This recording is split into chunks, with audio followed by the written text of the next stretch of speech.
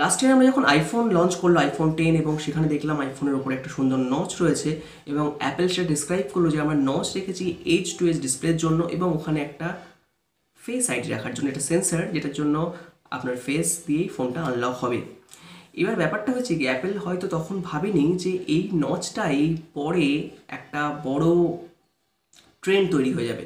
শুধু software company শুধু hardware কোম্পানিগুলোর জন্য নয়, যারা ধরুন যে সমস্ত কোম্পানি যারা ওটাকে ফলো করে নচ ডিসপ্লে তৈরি করছে, প্রত্যেকটা বড় কোম্পানিও আছে, আমাদের এলজি থেকে শুরু করে আসুস এরকম ধরনের বড় কোম্পানিও আছে, ওপো আছে, ভিভো আছে, এবং এরা প্রত্যেকেই চেষ্টা করছে নচ ডিসপ্লে দিয়ে তৈরি করার ফোন।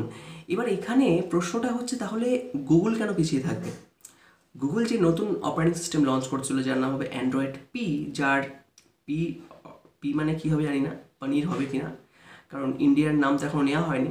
যাই হোক, তো এই অ্যান্ড্রয়েড পিতে যে ডেভেলপার প্রিভিউ লঞ্চ করেছে গুগল, সেখানে পরিষ্কারভাবে দেখিয়েছে যে নচ ডিসপ্লে থাকার জন্য ফোনে যাতে নচ ডিসপ্লে থাকে সেই একই চিন্তাভাবনা করে আমরা নচটাকে চেঞ্জ করতে পারি বিভিন্ন ফোনের জন্য বিভিন্ন রকম, যেখানে নচ বড় ছোট সেই হিসেবে ডিসপ্লেটাকে ঠিক করতে পারি। এক নাম্বার 2 হচ্ছে জেস্চার।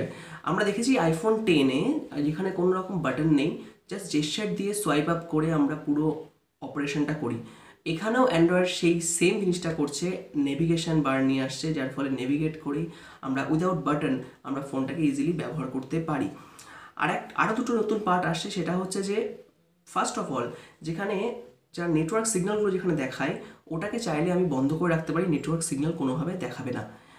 নাম্বার 4 যেটা আসছে সেটা হচ্ছে যে গুগল অ্যাসিস্ট্যান্ট ইন্টিগ্রেশনকে আরও বেটার করছে, অনেক অ্যাপসগুলোর সঙ্গে ইন্টিগ্রেশন হয়ে যাবে। তার মানে আপনি এখনও যে সমস্ত অ্যাপসগুলো আপনি গুগল অ্যাসিস্ট্যান্ট দিয়ে ওপেন করতে পারতেন না বা অপারেট করতে পারতেন না, সেগুলো আপনি ওপেন করতে পারবেন। এইগুলো ছাড়া আর বিশেষ কিছু নেই যতটা দেখা যাচ্ছে। এবার যখন লঞ্চ হবে দেখা যাবে সিকিউরিটি প্যাচগুলো আপডেট হয়েছে অনেক।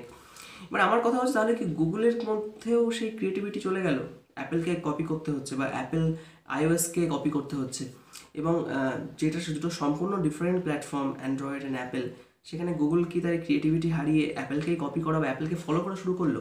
এটা আমার কাছে প্রশ্ন। আপনি আমাকে কমেন্ট করে জানাবেন আপনার কি মনে হয় এই সম্পর্কে, যে অ্যান্ড্রয়েড পি ওকে নতুন কিছু এক্সপেক্ট করতে পারি আমরা? দেখা যাচ্ছে যেটা অলরেডি হয়ে যাচ্ছে আইফোনে, বা কিছু কিছু কোম্পানি যাদের কাস্টমাইজ ইউআইতে ওগুলো ইউজ করে ফেলছে, তারপরে অ্যান্ড্রয়েড পি আসছে। এটা কেন? আর এটা ছাড়া তো আর কিছু এখনও দেখাও যাচ্ছে না যে আর কি কি নতুন নতুন ফিচার্স আসছে। ইভেন আমরা অ্যান্ড্রয়েড অডিওর পরে যে পি দেখবো, সেখানে ফিজিক্যালি দেখে হয়তো খুব বেশি ডিফারেন্স পাবো না, শুধু এই হিডেন কিছু ডিফারেন্স থাকবে, এবং অবশ্যই নচ ডিসপ্লে আর জেস্চার। সো এটাই ছিল পি সম্পর্কে একটা সাধারণ আপডেট, এবং আপনাদের কাছে প্রশ্ন থাকলো, অ্যান্ড্রয়েড কি অ্যাপেলকে এখন মানে পুরোপুরি কপি করা শুরু করে দিয়েছে? আর অ্যাপেল কি একমাত্র কোম্পানি যে শুধুমাত্র নতুন কোনো টেকনোলজি নিয়ে আসে? সো অবশ্যই আপনি জানাবেন কমেন্ট করে। ভিডিওটি ভালো লাগলে লাইক এবং শেয়ার করবেন, আর চ্যানেলে সাবস্ক্রাইব না করা থাকলে সাবস্ক্রাইব করবেন, কারণ আপনি পাবেন প্রতিদিন একটা করে টেকনোলজিক্যাল ভিডিও।